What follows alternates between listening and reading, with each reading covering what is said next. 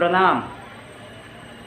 Phone को scroll करना छोड़ दीजिए, फ़ोन के एंगल को थोड़ा मोड़ दीजिए। कुछ बात कहना चाहते हैं आपसे, कृपया उस पर गौर कीजिए और सुनने के बाद इच्छा हो तो जम के शोर कीजिए। जी हाँ, तो आज हम बात करने जा रहे हैं जिस पावन भूमि की, वह भूमि है अयोध्या जी, जहाँ की श्रद्धा हजारों साल पुरानी है और विवाद 500 साल।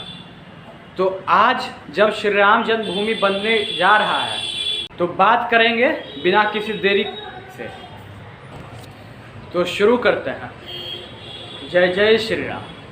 तो इस घटनाक्रम की शुरुआत होती है 1527 से, जब यहाँ पर मुग़लों का शासन हुआ तो बाबरी मस्जिद का निर्माण हुआ, जिसका निर्माण बाबर ने करवाया और उसी के एक टट्टू ने उसका नाम चाटुकारिता की हद पार करने के लिए बाबरी मस्जिद रख दिया। शुरुआत वहीं से शुरू हो गई हिंसा की सुलग की। लेकिन उस समय चूँकि शासन मुग़ल का था तो उस समय तुरंत कुछ किया नहीं गया। उसके बाद पहली हिंसा जो हुई है 1853 में, पहली हिंसा हिंदू मुसलमान के बीच में होती है। 1859 अंग्रेज़ों ने राम जन्मभूमि का न्याय किया कि हिंदू मुस्लिम कैसे नमाज पढ़ेंगे और पूजा करेंगे। इसका न्याय किया गया कि एक पश्चिमी दरवाज़ा है और एक उत्तरी दरवाज़ा है, तो बीच से तार से घेर दिया गया कि अंदर का भाग जो है गुंबज के अंदर वो मस्जिद को दिया जाता है, उसमें आप लोग नमाज़ पढ़िए, और जो आउटर क्षेत्र है वो हिंदू को दिया गया कि उसमें आप पूजा पाठ करिए। और बीच से तार दे दिया गया कि इधर वाला न उधर जाएगा न इधर वाला उधर जाएगा। 1885 में महंत रघुवर दास ने उसमें भी तैयार होते हुए कहा कि ठीक है, लेकिन चूंकि जब श्रद्धा की बात है तो यहाँ पे जब श्रद्धा होता है, पूजा पाठ होती है, तो बरसात का होता है, पानी पड़ता है, धूप आता है, तो यहाँ पे भक्तों को आने में परेशानी होती है। तो यहाँ पे हम सामने जो आपने जगह दिया है उसी में हम क्या कहते हैं मंदिर बनाना चाहेंगे। तो उस पर उसे रोक दिया गया, जिसके पहली बार यह याचिका अदालत गई और यह घटनाक्रम अदालत में पहुंचता है। बात आती है फिर 1949 की। चूँकि उस समय आज़ादी की लड़ाई भी बहुत तेज़ी से हो रही थी, तो यह घटनाक्रम कहीं ना कहीं मजबूती पकड़ा, लेकिन उतना मजबूती नहीं कि देश की आज़ादी से ज़्यादा हो जाए। तो पहले देश की आज़ादी की बात हुई, लेकिन जैसे ही देश आज़ाद हुआ तो श्री राम मंदिर निर्माण की तूल एक बार फिर से पकड़ती है और 1949 में मस्जिद का दरवाज़ा खोलने की अनुमति दी। तो वहाँ पे श्री राम जन्मभूमि में श्री राम जी की प्रतिमा पाई गई। वहाँ पे अब हिंदुओं ने कहा कि अब यहाँ पे तो चूँकि श्री राम जी का जन्मभूमि था तो साक्षात श्री राम जी प्रकट हुए हैं, इसलिए यह ज़मीन हमारी है और हम इस पर पूजा पाठ करेंगे। इसके पश्चात कोर्ट के आदेश से वो लोग पूजा पाठ करने लगे, और जब ये लोग पूजा पाठ करने लगे तो मुसलमानों ने वहाँ नमाज़ पढ़ना बंद कर दिया।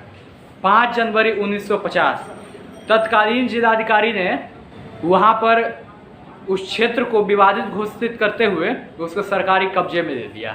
वहाँ पे ताला लगा दिया गया, वहाँ पे फिर कोई कार्यक्रम नहीं होगा। 16 जनवरी 1950 गोपाल सिंह विशारद फैजाबाद अदालत में याचिका दायर किए कि इस मंदिर में जो श्री राम जी की प्रतिमा है उसको हटाया ना जाए और मंदिर निर्माण के लिए एक याचिका डालें कि हम लोगों को एक मंदिर निर्माण की भी सहमति मिले। 5 दिसंबर 1950 महंत परमहंस रामचंद्र दास जी ने हिंदू के प्रार्थना को जारी रखने के लिए वहाँ पे एक और याचिका डाली। 17 दिसंबर 1959 निर्मोही अखाड़ा ने भी विवादित क्षेत्र को अपना बताते हुए वहाँ के मालिकाना हक की बात की। 18 दिसंबर 1961 उत्तर प्रदेश सुन्नी वक्फ बोर्ड ने मस्जिद के मालिकाना हक की याचिका दायर की, और यह पहली बार था कि जब कोई मुस्लिम संप्रदाय के लोग ने अपने आप को उस क्षेत्र का मालिकाना हक बताया। 8 अक्टूबर 1984 वह दिन था जब इस घटनाक्रम ने तेजी पकड़ी। इतना के पहले जो भी घटनाएं हुई वह हो रही थी, दब रही थी, लेकिन 8 अक्टूबर 1984 वह दिन था जिस दिन यह पता चल गया अब यह काम अंजाम तक पहुंचेगा, क्योंकि उस दिन विश्व हिंदू परिषद ने औपचारिक रूप से ऐलान किया एक महायज्ञ करके कि अब श्री राम जन्मभूमि के क्षेत्र को स्वतंत्र करा के वहाँ पे एक भव्य श्री राम मंदिर बनाया जाएगा। विश्व हिंदू परिषद का यह औपचारिक ऐलान 8 अक्टूबर 1984 को किया गया। 1 फरवरी 1986 को विवादित स्थल में हिंदुओं को पूजा करने की इजाज़त कोर्ट ने दे दी। इससे नाराज होकर मुसलमानों ने एक बाबरी मस्जिद एक्शन कमेटी का गठन किया ताकि इस पर जल्द से जल्द कार्रवाई हो और उसे बंद किया जा सके। जून 1989 विश्व हिंदू परिषद की कार्य की तेजी देखते हुए भारतीय जनता पार्टी ने औपचारिक ऐलान एक अधिवेशन में कर दिया कि राम मंदिर के लिए विश्व हिंदू परिषद को भारतीय जनता पार्टी औपचारिक रूप से सहयोग करेगी जहां तक हो। 1 जुलाई 1989 भगवान रामलला विराजमान नामक एक मुकदमा फिर हुआ। यह 5वां मुकदमा अब तक में दायर हो चुका था। इसी बीच में 9 नवंबर 1989 को राजीव गांधी ने गुंबज के पास मंदिर के शिलान्यास की अनुमति दे दी। कहीं न कहीं घटनाक्रम हिंदुओं के पक्ष में उस समय से बनता गया जिस दिन से विश्व हिंदू परिषद ने इसकी कमान संभाली। सब तरीके से सहयोग मिलने लगे और धीरे धीरे माहौल सुलगता गया। जब माहौल सुलगते गया तो एक तरफ जब सहयोग मिलता जा रहा था एक संप्रदाय को, तो ये पक्का था कि दूसरे संप्रदाय वाले को बुरा लगना लाजमी है। उसी के बीच 25 सितंबर 1990 को भारतीय जनता पार्टी के तत्कालीन अध्यक्ष लाल कृष्ण आडवाणी ने गुजरात के सोमनाथ से उत्तर प्रदेश के अयोध्या जी तक रथ यात्रा निकालने की बात की। नवंबर 1990 में मस्जिद के तरफ कार सेवक लगातार बढ़ते गए। अचानक से वहाँ पे बहुत सारे कार सेवक जुट गए और मंदिर की ओर बढ़ते जा रहे थे। उस समय मुलायम सिंह यादव जी की सरकार थी और क्या करे नहीं समझ में आए, फायरिंग का आदेश दे दिए और उसमें हजारों हजार में कार सेवक मारे गए। और इस अक्टूबर 1991 चुनाव उसके पहले फिर से हुए थे। माहौल बनता गया, हिंदुओं के पक्ष में आता गया। सरकार बनी कल्याण सिंह जी की। माहौल को देखते हुए अक्टूबर 1991 में कल्याण सिंह जी ने बाबरी मस्जिद के आसपास के 2.77 एकड़ ज़मीन को अपने कब्जे में ले लिया। फिर आता है वह सुनहरा दिन जिसकी कल्पना करके आज भी लगता है कि काश उस दिन हम लोग भी होते हैं तो सौभाग्य की बात होती। माहौल बनता गया। सरयू नदी के किनारे पूजा के लिए हजारों हजार कार सेवक पहुंच गए। बातचीत होती गई, कार सेवक का जमावड़ा आज बढ़ता गया। जितने भी भारतीय जनता पार्टी के अग्रिम पंक्ति के नेता थे लोग वहाँ पे मौजूद हैं। देख के विपक्षी को लगा कि अब कुछ नया निर्माण होने की बात हो रही है, राष्ट्रपति शासन लगाया जाए। कल्याण सिंह ने रिटर्न दिया कि हम किसी भी प्रकार के निर्माण के आदेश नहीं देंगे उस दिन। उसके बाद 6 दिसंबर 1992 ये वह ऐतिहासिक दिन था। हजारों हजार कार सेवक अचानक से पहुँचे। चूँकि एक बार गोली चलने का घटनाक्रम सब देख चुके थे, इसलिए कुछ इस तरह बनाया गया कि बाबरी मस्जिद के चारों तरफ से एक बाउंड्री लाइन की तरह घेरा बना दिया गया ताकि वहाँ पे पुलिस बल को आने में समय लगे और हजारों कार सेवक चढ़ गए डायरेक्ट गुंबज पर। इसे देखकर वहाँ के जैसा कि सुनने में मिलता है कि जो भी क्या कहते हैं पुलिस के अधिकारी थे वो गए कल्याण सिंह जी के पास, तो उनसे अति शीघ्र मिलने का समय मांगा कि हमें तुरंत मिलना है। उन्हें बोला गया कि अभी खाना खा रहे हैं, थोड़ा देर रुकिए। खाना जैसे ही खाए, अंतिम निवाला लिए तो आते हैं, कहते हैं कि बाबरी मस्जिद को तोड़ा जा रहा है, हम लोगों को गोली चलाने का आदेश दीजिए। कल्याण सिंह बहुत शालीनता के साथ बोलते हैं, क्या इसमें कार सेवक मारे जाएंगे? अधिकारी बोलता है कि हाँ मारे तो बहुत सारे जाएंगे। तो कल्याण सिंह जी कहते हैं कि नहीं, तब हम आपको गोली चलाने का आदेश नहीं देंगे, आप डंडे और आंसू गैस के गोले से कंट्रोल करने का प्रयास करिए। अधिकारी भी समझ गए कि यह इच्छा कहाँ तक है और श्रद्धा किस हद तक है।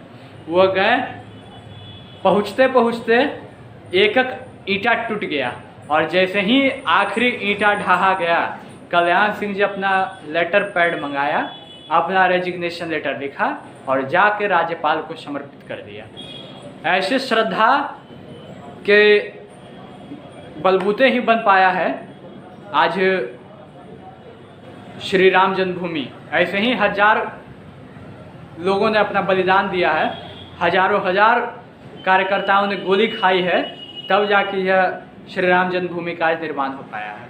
आज एक उमा भारती जी हैं, ऐसा उनके बारे में कहा जाता है कि उनकी श्रद्धा इस हद तक थी कि उन्होंने बाल मुड़वा के चले गए थे और बाबरी मस्जिद के गंबज पर चढ़ के उसे ढाने में उनका भी एक बेहतरीन सहयोग था।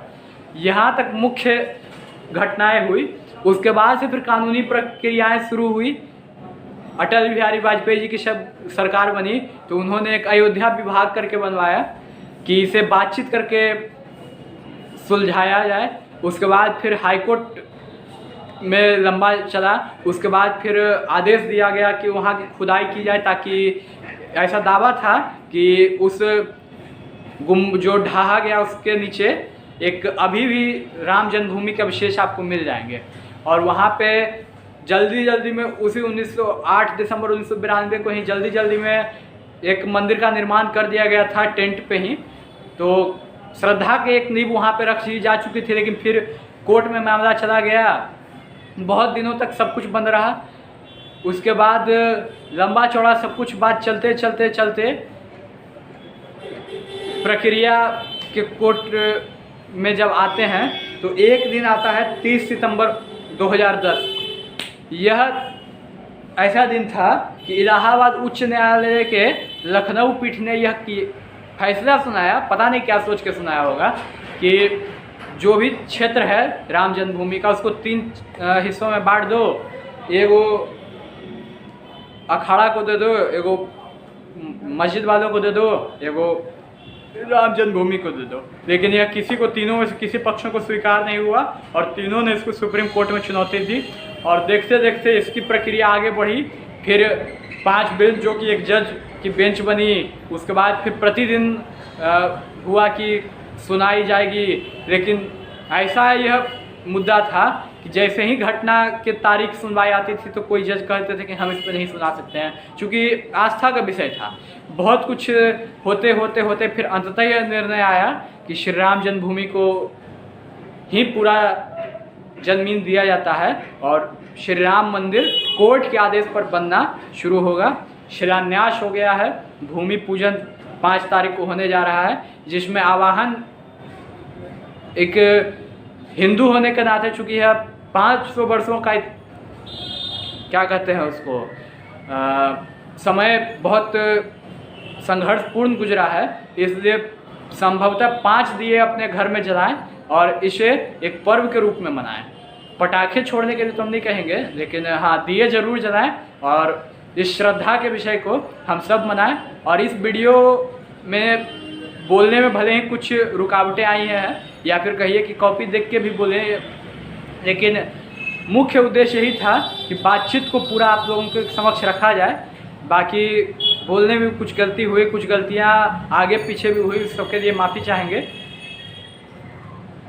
बातें जो लगी कि सही है वह प्रयास किए।